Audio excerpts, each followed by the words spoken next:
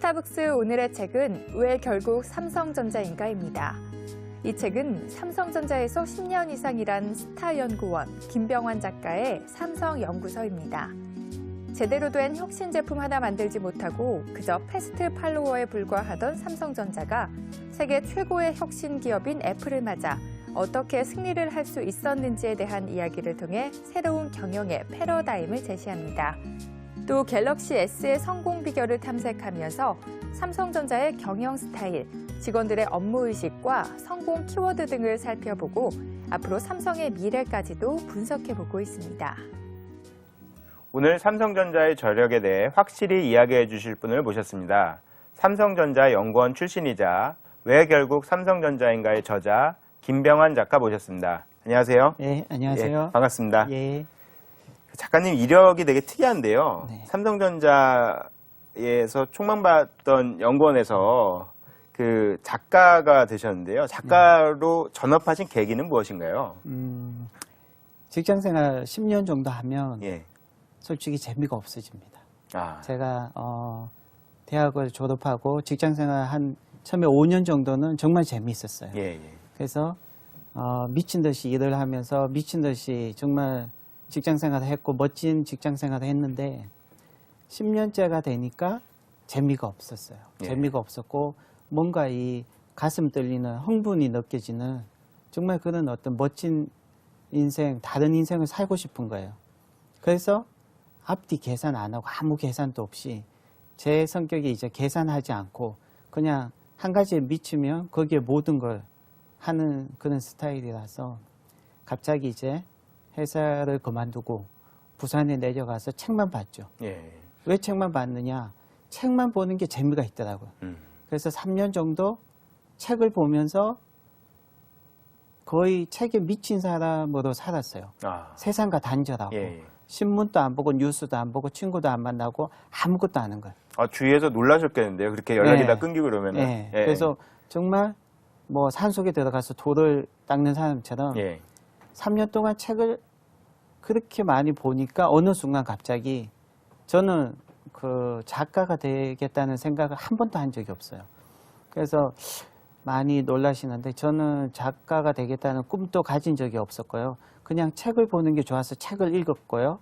3년 정도 읽다가 보니까 갑자기 어느 순간 책이 터져 나오는 거예요, 저한테. 그래서 일주일에 한 권씩 책이 쓰지는 거예요. 아, 그래서 일주일에 한 권요? 네. 예. 그래서 일주일에 한 권 책을 쓴다는 게 어떻게 보면 뭐 기적과 같은 일인데 예. 저는 뭐 작가가 되고자 했던 생각도 없었지만 저절로 책이 좋아서 책을 읽게 되었고 3년 정도 하니까 물통에 이제 물이 다 차게 되면 예. 저절로 흘러 넘치잖아요. 제가 그런 식이에요. 아, 책을 한 권씩 한 권씩 그렇게 9,000권이 되니까 갑자기 9,000권이 되는 시점에서 흘러 넘치는 거예요. 예. 그래서 빅뱅 현상이 일어나듯이 폭파하듯이 책이 막 계속 나오는 거예요. 아. 그래서 책을 쓰는 게 힘들고 어려운 게 아니라 예. 책을 쓰는 게 너무나 재밌고 너무나 자연스러운 거예요. 그냥 흘러나오기 예. 때문에. 그렇게 해서 책을 썼는데 출판사 분들께서 그 책을 출간해 주시다. 예. 그래서 1년 동안 한 40개 정도 출판사하고 계약을 하고 예. 작년 1년 동안 한 20권 넘게 출간이 되고 지금 출간 예정 도서가 한 20권 정도 더 있어요. 대단하신데요. 한 달에 한 서너 권씩 보통 쓰고 예. 있어요. 아. 쓰고 있고. 그러니까 뭘 제가 하겠다고 해서 한 게 아니라 예. 뭐 어떤 목표를 가진 게 아니라 그냥 나오는 거죠. 그렇군요. 네. 실제로 그 독서법이 좀 작가님만의 독서법, 아까 이제 책을 쓰실 계획이라고 하셨는데, 쓰고 네. 계신다고 하셨는데, 간단하게 좀 저희한테 팁을 이야기해 주실 수 있을까요? 굉장히 독특할 것 같은데요, 독서법이. 그렇죠. 예. 이게 사람마다 이제 뇌가 다 틀리고 패턴이 예. 다 틀리니까 68억 인간 인류에게 필요한 독서법은 68억 개예요. 아, 자기 자신한테 가장 맞는 독서법은 단 한 가지. 다른 사람을 쫓아가서는 안 되거든요. 예. 제 같은 스타일 경우에는 가장 좋은 독서법이 미친 듯이 책을 보는 거예요, 일단은.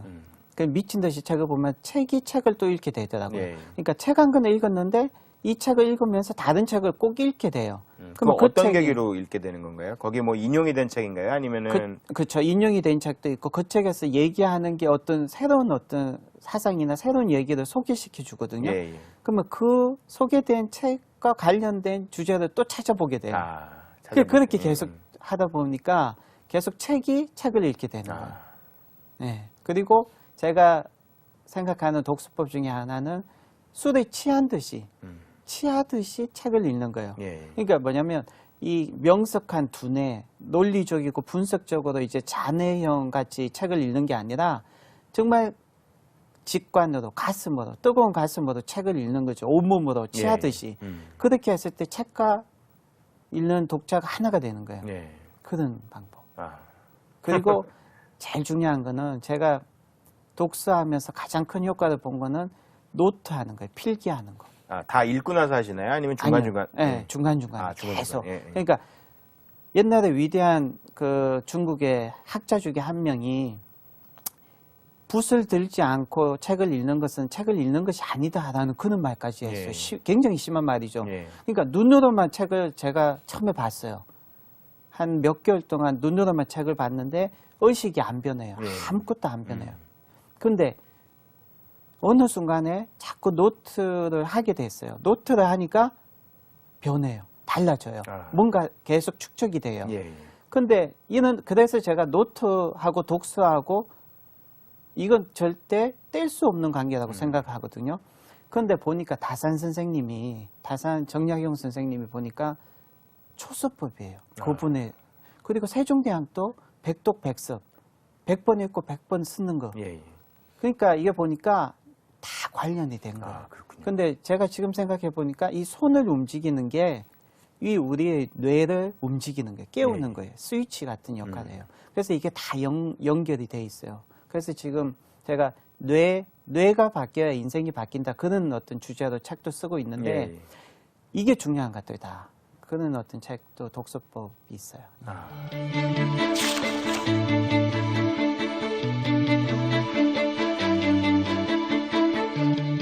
이제 이건희 회장 이야기부터 역시 해봐야 될 것 같은데요.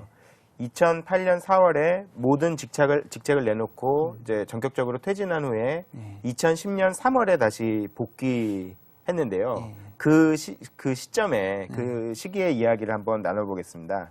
그 시기에 사실 삼성전자가 어떻게 보면 변화하는 그 스마트폰으로의 그 전환에 좀 더디게 대응하고 그때 이제 나왔던 폰들이 뭐 옴니아라든가 이런 폰들이었는데요. 그러면서 삼성전자가 예전 같지 않다라는 평가를 받았던 것도 그때 같은데 그 시기에 삼성전자는 어땠나요? 그 시기에 삼성전자는 정말 망하기 일보 직전이었어요. 네. 왜냐하면 애플의 그 스티브 잡스가 아이폰을 출시를 해서 그 휴대폰의 생태계를 완전히 파괴했죠. 그래서 휴대폰, 일반 폰, 피처폰 위주의 생태계를 스마트폰 위주로 완전히 전환시켰어요. 예. 그 와중에 이제 삼성전자는 스마트폰 세계 순위가 5위 안에도 들지 못한 정말 그 일반 폰만 만들어가지고 패스트 팔로워였거든요. 1등 노키아가 14년 동안 세계 순위 1등을 했던 그 노키아가 휴대폰을 만들면 그것을 빨리 패스트 팔로워, 빨리 따라 비슷하게 만들어서 출시를 해서 그걸로 이제 돈을 벌고 그런 어떤 상태였는데 전혀 대응을 못했고 그 다음에 이건희 회장이 없는 삼성은 그냥 그 2류 기업, 3류 기업이었죠. 오합지졸, 당나라 군대.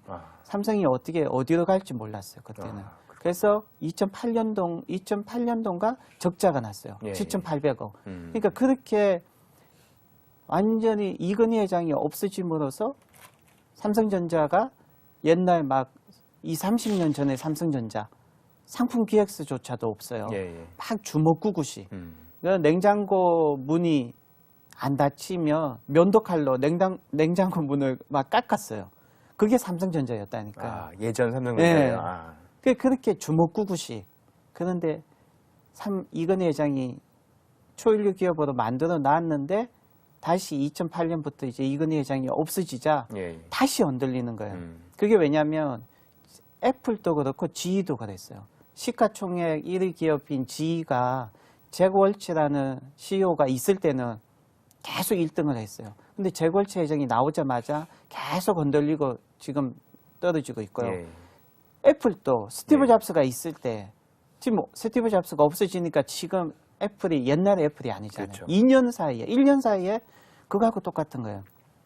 애플도 적자에 허덕이면서 스티브 잡스가 없을 때는 그렇게 적자 기업이었어요. 정말 뭐 이주 기업이었었는데 스티브 잡스가 오니까 그러니까 진짜 훌륭한 경영자가 오니까 애플이 이제 세계 최고의 혁신 기업으로 되는 거죠. 그렇군요. 삼성도 2년 동안 그렇게 흔들리다가 이건희 회장이 복귀를 하면서 지금 작년부터 계속 최고의 성과를 내고 있잖아요. 예. 이건희 회장은 2년 동안 굉장히 힘든 시기를 보내면서 예. 한 번 더 한 단계 더 도약을 하신 거죠. 아. 경영자로서. 예. 예. 굉장히 절치부심하셨고 와신 상담하시면서 어떤 다시 새로운 어떤 힘이 생기신 거죠. 새로운 그 에너지로 하신 거죠. 그러니까 제가 보통 박근혜 당선자도 그렇고 뭐 대부분의 사람들이 시전이나 어떤 역경을 통해서 큰 어떤 힘을 얻어요. 예. 그러니까 맹자님의 말씀 중에 이런 말이 있죠. 하늘이 어떤 사람한테 어떤 대임을 맡길 때는 반드시 심지를 흔들어 놓고 마음을 괴롭게 하고 몸과 마음을 피곤하게 하고 하는 일마다 안 되게 해요. 왜냐하면 그렇게 함으로써 그 사람의 어떤 인내력을 키우고 힘을 키우고 능력을 키워주는 거예요. 그러니까 시련과 고난이 모든 사람들한테는 어떻게 새롭게 도약할 수 있고 성장할 수 있는 어떤 좋은 기회가 되는 거죠. 그렇군요. 예. 예, 그래서 이건희 회장이 2년 동안 더 강한 경영자로 새로운 경영자로 다시 도약을 하셨고 그렇게 복귀하시자마자 6개월만 늦게 복귀하셨다면 삼성 지금 어떻게 될지 몰라요. 6개월만 늦게 복귀하지 않으시고 딱 그때 2010년 3월에 복귀하신 게 삼성도 굉장히 행운이었죠. 예. 예. 그래서 그렇게 하셨고 그렇게 복귀하자마자 이제 갤럭시 S가 탄생한 거예요. 3개월 만에. 예. 이건희 회장이 복귀하자마자 삼성전자 수원사업장에 가신 거죠. 무슨 사업부에 가셔가지고 가장 강력한 스마트폰을 만들어 달라. 이제 스마트폰 시대가 왔다는 예. 그걸 가장 먼저 알아시고. 아. 그래서 이제 삼성의 가장 큰 경쟁력이 평소에 훈련을 잘 돼 있어요. 평소에 훈련이 잘 돼 있어가지고 자기 미친 듯이 일을 하는 그 어떤 기업 문화가 있는 거예요. 예. 예. 거기에다가 일단 의식이 또 1등 의식, 엘리트 의식이 옛날부터 있었기 때문에 예. 예. 그런 어떤 의식, 그 다음에 스피드, 굉장히 빨리 일을 하는 그런 어떤 스피드하고 그런 것들이 다 융합이 돼가지고 3개월 만에 갤럭시 S가 탄생한 거죠. 그래서 애플을 넘어설 수가 있었지 예. 이건희 회장이 만약에 3개월, 6개월만 더 늦게 복귀하셨다면 지금의 삼성은 없었어요. 또 달라졌겠네요. 네. 이야기가. 그 2년의 기간 동안 그러면은 이건희 회장이 이렇게 현직에서 물러난 그 기간 동안 이건희 회장은 어떤 준비를 했던 걸까요? 이 시대를 계속 보면서 경제나 이 삼성이 나가는 삼성의 모습을 보고 시대를 보면서 굉장히 많은 고민을 하셨겠죠. 고민을 하셨고 사색을 하셨고 많은 어떤 전략들, 생각들을 하셨겠죠. 그 시기는 가장 자존심이 강하신 이건희 회장님 입장에서는 가장 힘든 시기였을 거예요. 네. 2년 동안. 모든 그 경영권에서, 경영 일선에서 물러나신 거잖아요. 그 2년 동안 가장 힘드셨을 거예요. 그 힘든 게 에너지로 정말 내게 다시 한번 기회가 주어지면 진짜 더 잘해보겠다. 마지막에 어떤 그 힘의 에너지가 지금 뿜어져 나오시는 거죠. 예. 그래서 2년 동안 오합지졸이었던 삼성이 새로운 더 강해진 삼성이 된 거예요. 그러니까 지금 계속 사상 최대의 실적을 계속 내는 거죠. 삼성이. 예. 그 CEO의 역할이 경영에 있어서 굉장히 중요하군요. 그렇죠. 예. 예. 애플 같은 경우도 그렇고 GE 같은 경우도 그렇고 CEO가 누구냐에 따라서 완전히 달라지는 거예요. 예. 예. 그래서 지금 삼성도 이건희 회장님이 회장이 안 되었다면 지금 삼성도 없어요. 예. 저는 그렇게 생각합니다. 그리고 아까 이제 작가님이 그 갤럭시 S 시리즈의 성공에 대해서 잠깐 이제 언급은 하셨는데요. 성공의 요인은 무엇일까요? 삼성전자가 이렇게 어떻게 보면 아까 말씀하신 대로 우왕좌왕하다가 이렇게 성공을 거두게 된 어떤 그 이야기들이 있을 텐데요. 갤럭시 S의 어떤 디자이너가 과장님인데, 과장인데, 그 당시엔 과장인데, 부장이 되고 임원이 됐어요. 이게 뭐냐면, 디자이너, 어떤 여성분이고, 애기 엄마였어요. 근데, 정말 그것 때문에 가정이고 뭐고 다 신경을 쓰지 못하고, 그것만 밤새 진짜 미친 듯이 그것만 하신 거예요. 그래서 디자인의 힘이었어요, 처음에는. 디자인이 디자인의, 처음에는. 예. 디자인이 그나마 아이폰하고 경쟁이 된 거예요. 갤럭시 S보다 3개월 전에 나온 갤럭시 A가 있었는데 갤럭시 A하고 갤럭시 S하고 디자인을 비교해 보시면 확실히 하늘과 땅 차이예요. 그러니까 그 디자인, 그러니까 갤럭시 S가 가진 디자인의 힘이 결국 아이폰하고 경쟁이 되게 해준 거죠. 그러니까 경쟁이 되니까 이제 어떤 스펙이나 다른 어떤 기능이나 이런 면에서 또 어느 정도 경쟁이 될 수 있었던 거죠. 예.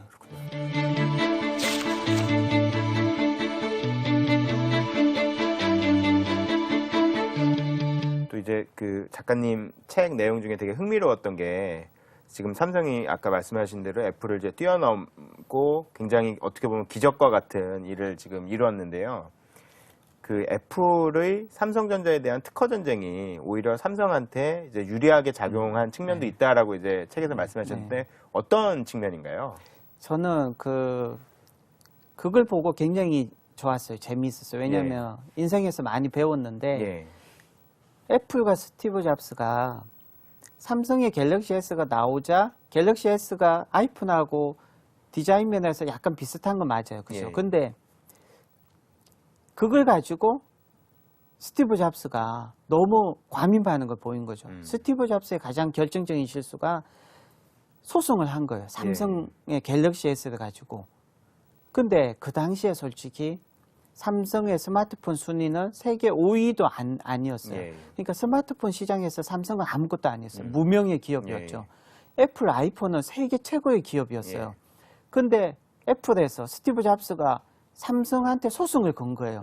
근데 그게 계속 신문에 나오는 거예요. 전 세계인들이 그 신문을 보고 삼성이라는 회사가 어떻게 애플의 아이폰하고 경쟁이 될 수 있는 그런 1대1로 맞짱을 들 수 있는 회사냐. 그렇게 인식이 되는 거예요, 계속. 그래서 오히려 삼성한테는 그게 플러스 효과가 된 거예요. 그러니까 갤럭시 S? 삼성? 갤럭시 S가 뭐지? 이렇게 갤럭시 S에 대해서 호기심을 가지게 해준 거예요. 그러니까 삼성으로서는 광고 효과가 생긴 거죠. 원래는 1대1 대응도 안 된, 경쟁이 안 됐는데 그렇게 되면서 이제 모든 사람들이, 많은 세계인들이 아이폰하고 갤럭시 S를 스펙을 비교하고 성능을 비교하고 한 것들이 인터넷에 계속 올라오면서 삼성전자의 갤럭시 S가 알려지게 된 거예요. 오히려.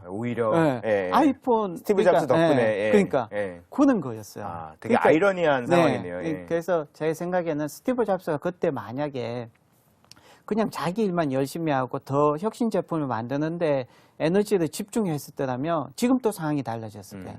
스티브 잡스가 삼성을 견제하기 위해서 괜히 소송을 건 게 삼성한테는 오히려 애플 아이폰과 1대1로 비교할 수 있는 갤럭시 S로 부상시켜 준 거죠. 세계인들한테. 근데 왜 하필이면 애플의 스티브 잡스가 딱 삼성전자의 그 갤럭시 S를 문제를 삼았을까요? 아이폰과 가장 닮은 게 갤럭시 S였어요. 그러니까 그 당시에 갤럭시 S의 대항마라고 삼성에서도 옴니아를 내고 뭐 다른 여러 노키아에서도 휴대폰을 다 냈는데 솔직히 스티브 잡스가 볼 때는 애플의 아이폰하고 진짜 대항마가 될 수 있는 스마트폰이 없었어요, 솔직히. 그래서 갤럭시 S가 그나마 된 거죠. 됐는데 돼서 이제 경쟁을 할 수 있는데 스티브 잡스가 진짜 제대로 경쟁할 수 있게 해준 거예요. 링 위에 올린 거네요. 그렇죠. 그러니까 전 세계인들이 원래는 갤럭시 S에 대해서 신경도 안 쓴 거죠. 아이폰 매니아들은 아이폰 정말 충성스러운 고객인데 그 아이폰 충성스러운 고객들이 자꾸 스티브 잡스가 갤럭시 S하고 삼성을 견제하고 소송을 거니까 도대체 뭐길래 저렇게 스티브 잡스가 저러나 싶어서 계속 관심을 가지게 되고 계속 비교가 되는 게 인터넷에 계속 오르게 됐어요. 가수 사이에 그처럼. 그래서 그게 이제 화제가 되니까 광고가 된 거죠. 그래서 지금의 어떤 경쟁이 되고 그렇군요. 그게 하나의 중요한 어떤 효과가 된 거예요. 아. 예. 굉장히 어떻게 보면 좀 일종의 행운이 따랐다고 그렇죠. 할 수 있겠네요. 예, 맞습니다. 아. 스티브 잡스의 실수 그것만 안 했으면 또 달라졌어요. 예. 참 그 이야기를 나누면 나눌수록 사실 되게 흥미진진한 네. 이야기인데요. 또 요즘 사실 최근에 애플에 대해서 약간 우울한 전망의 기사들도 그렇죠. 나오고 좀 애플이 주춤하고 있다, 뭐 아니면 몰락하고 있다라는 심지어 그런 이야기까지 네. 나오는데요. 삼성전자가 지금 갤럭시 S 시리즈로 승승장구하는 네. 것과 어떤 상관관계가 있을까요? 그렇죠. 예. 이게 스마트폰이란 게 하나가 인기가 끌면요, 다른 건 다 죽게 돼 있어요. 그래서 만약에 삼성이 갤럭시 S를 안 만들었고 갤럭시 S가 이렇게 승승장구 안 했으면 애플 아이폰은 지금도 계속 쭉 갔을 거예요. 지금 보면 삼성전자 갤럭시 S, 삼성전자의 스마트폰이 한 30%, 40% 차지하고요. 예, 예. 애플은 똑같아요. 19, 19 계속 똑같은데 노키아가 완전히 떨어진 거죠. 그러니까 그 삼성이 이렇게 많이 성장했거든요. 그 성장했는 부분이 애플이 성장할 부분을 삼성이 먹은 거예요. 그렇군요. 그러니까 만약에 갤럭시 S, 아이폰이 없었으면 갤럭시 S는 더 많이 먹겠죠. 예. 그리고 노키아가 없으면 더 많이. 근데 지금 무서운 게 중국이에요. 중국이 벌써 LG를 물리치고 올라오고 있고, 중국에 가보시면 애플 아이폰은 5등, 6등, 7등도 아니에요. 벌써 중국에는 중국 중소기업 업체, 스마트폰 업체들이 2등, 3등, 4등 다 해먹어요. 어떤 회사들이 지금 각광받고 있나요? 뭐 ZTE, 화웨이 이런 회사들이 엄청나게 그 중소기업들, 그러니까 엄청나게 작은 회사들, 경험이 없는 회사들이 1, 2년 만에 완전히, 그러니까 엄청난 경이적인 어떤 성과예요, 진짜. 애플 아이폰이 처음에 나왔을 때처럼 애플이 처음부터 스마트폰 업체가 아니고 휴대폰 업체가 아니었잖아요. 그렇죠. 근데 갑자기 아이폰을 내면서 그렇게 한 것 같이 지금 중국에도 지금 애플 아이폰 같은 열풍을 일으킬 수 있는 회사들이 서너 군데가 있는 거예요. 그러니까 무서운 거예요, 중국이. 그러면 그런 그 IT 기업, 중국 IT 기업들의 부상이 삼성전자에도 위협이 되나요? 지금 엄청 위협이 되죠. 애플 아이폰은 이제 안 무서워해요. 중국을 무서워해야 돼요. 중국이 전 세계 스마트폰 시장에서 최고로 큰 시장이에요, 또. 그 중국 안방에서 지금 2등, 3등, 4등, 5등이 전부 다 중국 기업이에요. 그리고 그 중국 기업들이, 애플은 작년부터 다 이미 따돌렸고, 그 다음에 삼성을 거의 지금 쫓아가고 있거든요. 정말 중국이 제일 무서운 거죠. 그러면 그 스마트폰이라는 게 약간 좀 이제 기술적인 이야기가 될 수도 있겠는데, 어떤 고도의 기술이 집약된 산업이 아닌가요? 그러니까 중국이 저희가 그냥 알기는, 일반인들이 알기에는 좀 기술도 쌓이고 어떤 노하우도 쌓여야 몇 년이 걸려야 이게 좀 따라올 수 있는 제품이다라고 저희가 생각을 하는데, 중국 회사들이 그렇게 막 약진하고 빠른 속도로 따라오는 게 어떤 이유인가요? 중국의 기술력이죠. 기술력이네요. 중국이 굉장히 무서운 게 뭐냐면, 제가 삼성전자 휴대폰에서 스마트폰을 만들 때 보면 스마트폰을 출시를 했어요. 일주일 후에 가면 벌써 복제폰이 다 나와 있어요. 중국에요. 중국인들이 그만큼 무섭다는 거죠. 그걸 그러면 삼성전자에서 우리가 복제를 못하게 소프트웨어를 프로텍션을 다 해놓고 못하게 했는데 일주일 후에 가보면 복제폰이 나와 있어요. 그만큼 중국인들이 무섭다는 기술력이, 그러니까 스마트폰은 정말 모든 게 집약이 된 기술이에요. 정말 최첨단 기술이죠. 그래서 전 세계 일본도 감히 잘 못해요. 미국도 뭐 다른 기업들 다 떨어지죠. 근데 한국인들이 굉장히 창의성이 높아요. 삼성과 LG 그리고 펜텍도 있고 다 엄청난 기술력이 있잖아요. 수십 년 동안 해왔는데. 근데 중국 기업들은 더 무서운 거예요. 더 정신을 차려야 돼요. 기술력 대단해요. 그렇군요. 그리고 우리의 기술력이 엄청 많이 또 넘어갔어요. 그쪽은 그 기아 자동차 같은 경우도 처음에 자동차 만들 기술력이 없었기 때문에 일본에서 차를 하나 수입해 와서 차를 역으로 분해하면서 역설계도를 그리면서 만들어요. 중국도 그래요, 지금. 기술력이 없으니까 휴대폰을 갖고 와서 휴대폰을 분해하면서 설계도를 만들어버리고 근데 그게 굉장히 힘드니까 그게 그게 탄탄한 기술이 돼버리는 거예요. 예. 중국인들한테. 예. 그렇게 몇 번 하니까 그리고 또 기술력도 많이 넘어갔어요. 막. 그래서 그런 것들을 해가지고 중국의 인구가 굉장히 많잖아요. 그리고 그런 모든 것들이 중국이 지금 가장 무서워해야 되고 기술력이 지금 격차가 거의 없다고 보시면 돼요. 너무 빨리 중국의 기술력 진짜 지금 막 완전히 판이 뒤집히고 있습니다. 그렇군요. 그러니까 예. 저희가 생각하듯이 그러니까 네. 상식적으로 생각하듯이 그러니까 중국은 값싸 기술이 안 보이고, 된다 이게 예, 아니라 맞습니다. 이미 예. 기술력이 있다는 지금 말씀이시네요. 예, 아. 있습니다. 예. 그 사실 삼성전자가 중국 기업들을 조심해야 된다라고 이제 네. 말씀을 하셨는데 어떻게 보면 그 반면교사로 삼을 수 있는 게 네. 오랜 기간 동안 휴대폰 시장에서 1위를 차지하던 노키아를 그렇죠. 이야기할 수 있겠는데요. 노키아가 어쩌다가 이렇게 아래로 떨어지게 된 걸까요? 그렇죠. 14년 동안 그러니까 핀란드의 노키아라는 기업도 대단한 기업이었어요. 예. 일본과 미국의 어떤 기업들이 하지 못했던 거죠. 14년 동안 글로벌 세계 1위를 했어요. 휴대폰 업체. 14년이나 1등을 14년 했네요. 동안. 아. 1등도 그냥 뭐 1등하고 2등의 차이가 약간밖에 없는 예. 1등이 아니에요. 50% 압도적으로. 네, 압도적인 1등을 14년 동안 했던 게 노키아예요. 그러니까 삼성에 제가 입사해서 휴대폰 한창 만들 때는 노키아는 거의 넘을 수 없는 산이었어요. 예.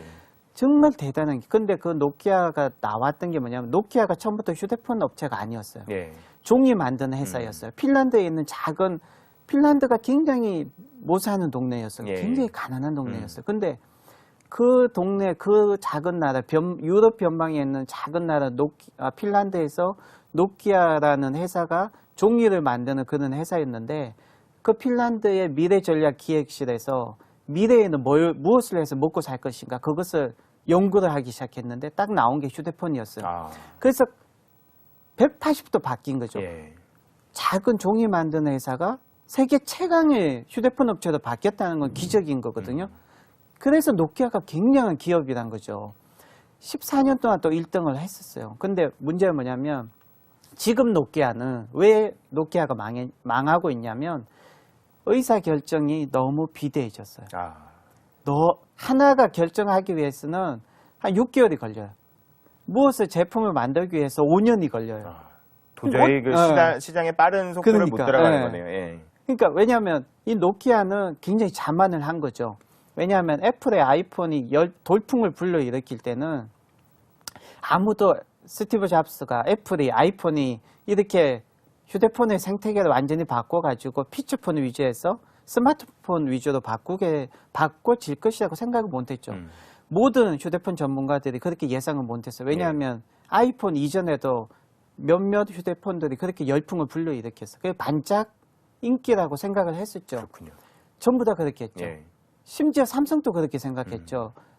2006년, 2007년에 아이폰이 나왔어요. 돌풍을 일으키고 있는데도 삼성은 별로 대응을 안 했어요. 예. 노키아도 그렇게.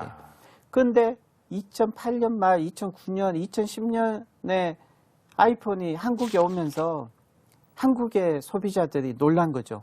삼성이 이제 휴대폰 제일 잘 만드는 회사인 줄 알았는데 애플의 아이폰을 딱 사용해 보니까 삼성 스마트폰을 사용하다가 애플의 아이폰을 처음 사용해 보니까 이건 별천지예요. 그렇죠. 하늘과 땅 차이인 거예요. 너무나 그러니까 애플 아이폰 스티브 잡스가 한 10년, 20년 앞당겨 버린 거죠. 그 시대를 뛰어넘은 거죠. 혁신을 해버린 거죠. 그러니까 애플 아이폰은 막 그 창경원이고, 뭐 삼성은 뭐 출판사다. 뭐 애플은 무슨 미래 회사고 삼성은 이제 공장이고 뭐 산업화 시대 그게 사실이었어요. 정말 맞았어요. 그래서 그때 이제 그때 시작하면 되는데 그때도 시작을 안 한 거예요. 전부 다. 그냥 하던 대로 한 거예요. 노키아는. 왜냐하면 너무 1등을 많이 했고 자신이 있으니까.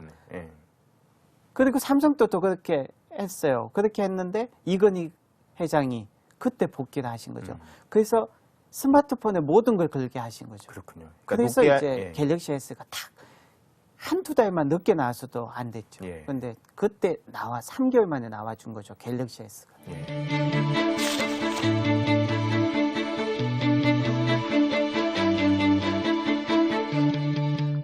삼성전자가 사실 어떻게 보면 위기 때마다 계속 그거를 뚫고 성장을 그렇죠. 계속 거듭해 왔는데요. 그 작가님 책에 보면 아직도 배고프다고 이렇게 묘사를 하셨습니다. 삼성전자가 계속 뭐 어떤 먹거리가 남아 있는 건가요? 어떤가요? 삼성전자 입장에서는? 그 삼성전자는 항상 이건희 회장님이 10년 후 신수중 사업을 계속 지금도 많이 해요. 예. 엄청나게 많이 하고 있더라고요. 예. 근데 10년 후에 그러니까 반도체도 아무도 그 너무 위험 부담이 많아서 반도체를 시작하지 못했어요. 기술력도 없고 반도체를 시작하려면 회사가 파산되는 위기도 감수해야 예. 돼요. 그런데 한 거거든요. 이건희 회장님이.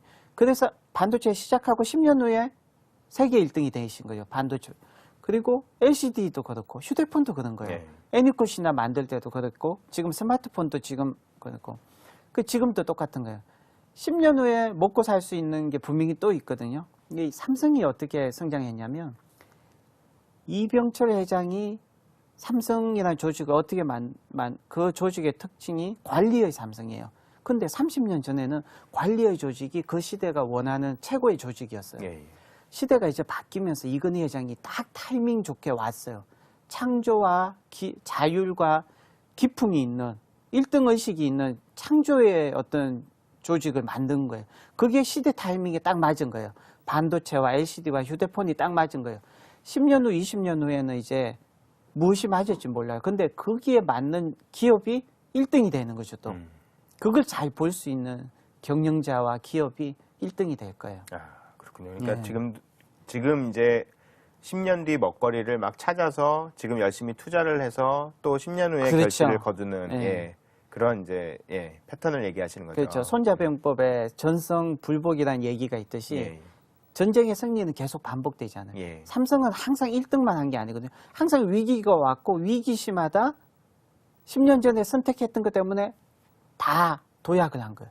위기시마다 도약을 했는데 보니까 삼성이 반도체 세계 1등을 한 게 1992년도예요. 예. 그리고 LCD 1등 한 게 10년 후에 딱 2002년, 예. 2003년. 그리고 스마트폰, 휴대폰 1등 한 게 2012년, 13년. 딱 10년 10년마다, 주기로, 예. 10년 주기마다 우리가 위기가 있거든요. 아. 근데 그 10년 주기마다 삼성이 점프를 하고 또 점프를 하고 점프를 했어요. 그게 이건희 회장의 어떤 타고난 어떤 위대한 선택 때문에 그렇게 된 거고요. 예. 지금 이제 또 선택을 잘 하시면 또 10년 후에 좋은 그렇군요. 결과가 있죠. 아. 예. 어떻게 그렇게 위기를 계속 극복을 잘 해온 걸까요? 그 원인이 뭐라고 보시나요? 저는 이건희 회장님이 남다르게 초등학교 때 영화를 5,000편 이상, 4,000편 이상을 봤어요, 혼자. 아. 근데 영화만 보고 시간만 보내신 게 아니라 영화를 보면서 의식이 달라지신 거예요. 사고방식이. 그게 입체적이고 다각적인 입체적 사고력이거든요. 그러니까 이건희 회장님이 가장 잘하시는 건 그거예요. 딱 전체를 보고 하나를 딱 본질을 깨뜨려 보시는 거예요. 보통 사람들은 아무리 연구를 하고 수십 년 공부를 해도 그걸 못해요. 근데 이건희 회장님은 딱 보고 본질을 다 깨뜨려 봐요. 그래서 그 반도체를 처음에 할 때도 반도체 공정 방식이 두 가지가 있었어요. 근데 그 두 가지가 있는데 반도체 전문가들이 수십 년을 연구하고 공부를 해도 그걸 선택을 못한 거예요. 예. 반도체 선진 기업들이 그 두 가지 중에 어떤 방식으로 할지 선택을 못 해가지고 미국 기업은 뭐 스택 방식을 하고 뭐 일본 기업도 뭐 다른 방식을 하고 이렇게 했는데 이건희 회장님, 삼성이 후발주자로 반도체로 시작했는데 거기서 역전을 해야 되는 거거든요. 예.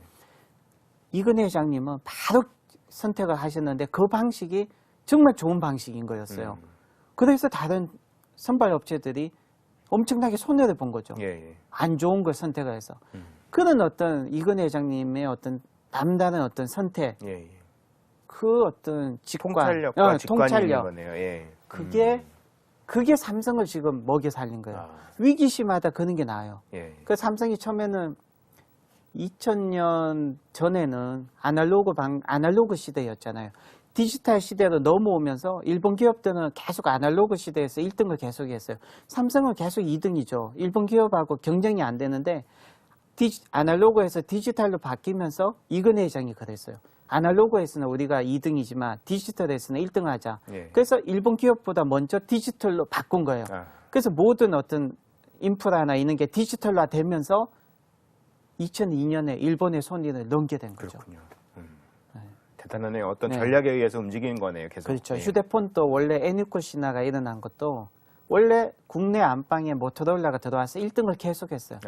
삼성은 후발주자고 아무것도 없어요. 기술력도 없었어요. 근데 이근혜 회장이 이제 1인당 한 사람이 이제 휴대전화를 가지게 되는 시대가 올 것이다. 휴대전화에 집중하라. 그 말을 다 하신 거예요. 예. 그때 이제 그 말을 하고 나서 몇 년 후에 이제 애니코 신화가 일어난 거예요. 그렇군요. 여기 보면 이근혜 회장님이 만약에 그때마다 그거 안 해주셨으면 삼성은 지금 옛날 그냥 그렇겠네요. 예, 전 그렇게 생각해요.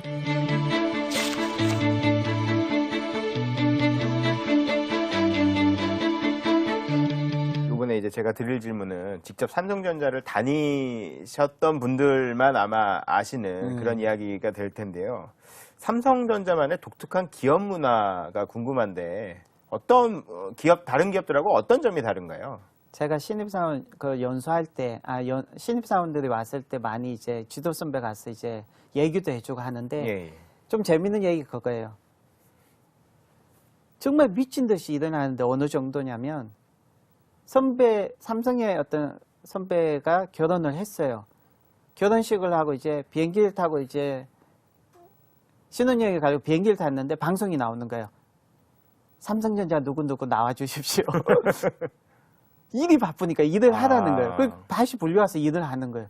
신혼여행을 그러니까 그만큼 일에 미친 조직이라는. 그러니까 반도체를 처음에 만들 때도 공장을 짓는데 보통 막 1년 6개월이 걸려요. 예.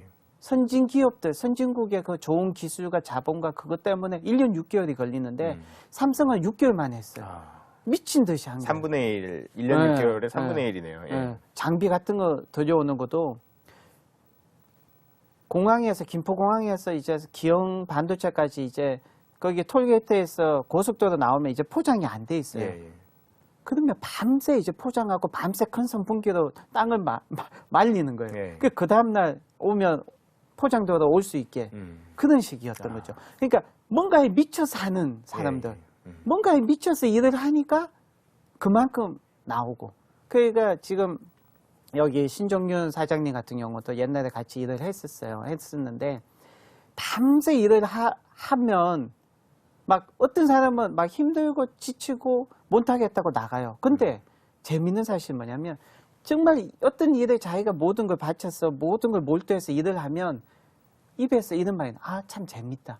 재밌다는 말이 나오는 거예요. 저도 그걸 느꼈기 때문에 그렇게 미친 듯이 일을 했고요. 지금 또 글 쓰는 것도 재밌다는 생각이 나니까 재밌으니까 하는 거고 책 읽는 것도 재밌으니까 하는 거. 그러니까 진짜 자기 개발은 자기가 정말 미친 듯이 좋아하고 재밌다는 걸 느낄 수 있는 분야를 선택해서 일을 하면 그 분야에서 성공할 수 있다는 거죠. 그게 이제 삼성전자의 고스란히 체화되어 있는 거네요. 그렇죠. 그런 마인드나. 제가 해외 출장을 갔었는데 SGH600을 만들었을 때 이탈리아 밀라노라는 시골 진짜 밀라노에서 또 들어가면 굉장히 시골에 있어요. 공장 창고가 있는데 거기서 2박 3일 동안 전수검사를 다 했어요. 미친 듯이. 거기에서 일하는 걸 보고 그 모든 분들이 미친 사람 같다고. 삼성에서 일하는 당신들은 다 미쳤다고. 미친 듯이 일을 했어요. 근데 그게 싫지가 않은 거예요. 정말 하고 하면서 재미를 느끼는. 그 재미를 느껴야지 엔돌핀이 나오고 더 자기 어떤 능력을 뛰어넘는 실력이 나오거든요. 그거 같아요. 지금 짐 콜린스가 쓴 위대한 기업의 선택이라는 새로 나온 책이 있어요. 짐 콜린스. 근데 그분이 얘기했던 게 그런 얘기예요. 어떤 똑같은 경제 상황이 안 좋고 똑같은 상황인데 똑같은 업종인데 어떤 기업은 수익이 조금밖에 안 나는데 어떤 기업은 수익이 10배가 나요. 그 10배가 나는 기업이 왜 과연 나는가 조사를 했어요. 짐 콜린스가 조사를 했는데 세 가지를 딱 차이점을 발견했어요. 근데 그 세 가지 중에 가장 중요한 첫 번째가 광적인 규율. 광적인 규율. 그게 뭐냐면 미친 듯이 일하는 거예요. 그게 뭐냐면 그 애플 같은 경우도 스티브 잡스가 다시 복귀하기 전에는 적자에 허덕이고 파산 직전의 애플이었어요. 그 우리가 알고 있는 애플이 아니었어요. 근데 스티브 잡스가 다시 경영에 복귀하면서 스티브 잡스가 다시 한 게 혁신이 아니었어요. 혁신이 아니라 밤낮 없이 일하게 하는 기풍. 예. 무조건 미친 듯이 일하게 하는 기풍을 스티브 잡스가 다시 만든 거예요. 그렇게 되니까 애플이 세계 최고의 혁신 기업이 돼버린 거예요. 예. 그 과정에서 혁신도 나오고 다른 모든 어떤 새로운 기술도 나오는 거지 그냥 적당히 일을 해서 적당히 하겠다. 그건 아닌 거예요. 도저히 안 삼성에는 정말 미친 듯이 일하는 기풍이 있었어요. 아. 왜냐하면 또 그렇게 해준 게 최고의 보너스죠. 아. 미친 듯이 일을 해서 정말 그 직원이 미친 듯이 일을 해서 뭔가 큰 성과를 내면 사장보다 더 많은 월급을 받게 이건희 회장이 그렇게 만든 거예요. 예. 그게 엔돌핀이 발생하는 거죠. 그렇죠. 예. 그게 삼성 멘tor 중에는 진짜 미친 듯이 일하는 사람이 많아요. 미친 듯이 일을 해서 자기가 성과를 내면 사장보다 더 큰 월급을 받는 스타 연구원이 되는 예. 거죠. 그렇군요. 네. 삼성전자 미래에 대해서 이제 많은 분들이 궁금해할 텐데요. 앞으로도 계속 승승장구할 걸로 보시나요? 어떠신가요? 아, 절대 아니죠. 예. 그거는 이제 아무도 몰라요. 예. 예, 노벨 경제학상을 수상하신 많은 경제학자들이 수백 명이 예측을 해도 경제가 예측 다 틀려요. 예. 그만큼 이 경제 상황이 현대 사회가 굉장히 복잡해요. 작은 거 하나, 스티브 잡스의 어떤 소송하는 거 하나조차도 다 큰 차이를 만들죠. 지금 삼성이 이제 6개월 후, 1년 후 어떻게 될지 몰라요. 아무도 몰라요. 진짜 전성불복, 전쟁의 승리는 계속 반복이 안 되듯이 예. 삼성의 이제 이재용 부회장님이 이제 잘하면 이건희 회장님도 처음부터 잘한 건 아니었어요. 예. 처음에 이제 회장이 되시고 5년 동안은 아무것도 못 하시고 예. 도저히 감히 하죠. 그러다가 1993년 신경영 선언을 하시면서 삼성이 달라지기 시작했죠. 그때 신경영 원래 이건희 회장님은 굉장히 조용하신 분이에요. 사람들 앞에 나서서 얘기하는 걸 굉장히 예. 싫어하시고 조용히 언둔의 경영자, 사색하시고 사색의 경영자였는데 1993년도에 신경영 선언을 하기 위해서 수백 명의 임직원들 앞에서 수천 시간을 강의를 하신 거예요. 수천 시간을 토론을 하셨어요. 근데 그 토론하신 모습을 본 사람들이 한마디로 한 게 신들린 사람 같다. 예. 대한민국 사람은 신이 들려야 돼요. 신명이 날 때 무슨 일을 내요. 예. 2002년 월드컵 때 이 대한민국 사람들이 신이 나왔잖아요. 그렇죠. 전체가 신명이 신명이 나니까 났었죠. 예. 전 세계 사람들이 놀라는 역동성 대한민국 코리아가 있다는 걸 그렇죠. 보여줬잖아요. 예. 그게 대한민국의 저력이거든요. 새마을운동이나 한강의 기적도 똑같이 아무리 벤치마킹해도 다른 나라에서 할 수가 없어요. 그때 신명이 난 거죠. 대한민국이. 지금도 똑같아요. 어떤 기업이든 어떤 사람이든 자기가 신나게 뭔가를 할 수 있는 일을 했을 때 크게 터지는 거예요. 예. 그게 중요한 것 같아요. 예. 오늘 그 삼성전자만의 경쟁력을 저희가 느낄 수 있는 시간이었고요. 더불어서 책과 독서의 소중함도 함께 느낄 수 있었습니다. 좋은 말씀 잘 들었습니다. 감사합니다. 예, 감사합니다.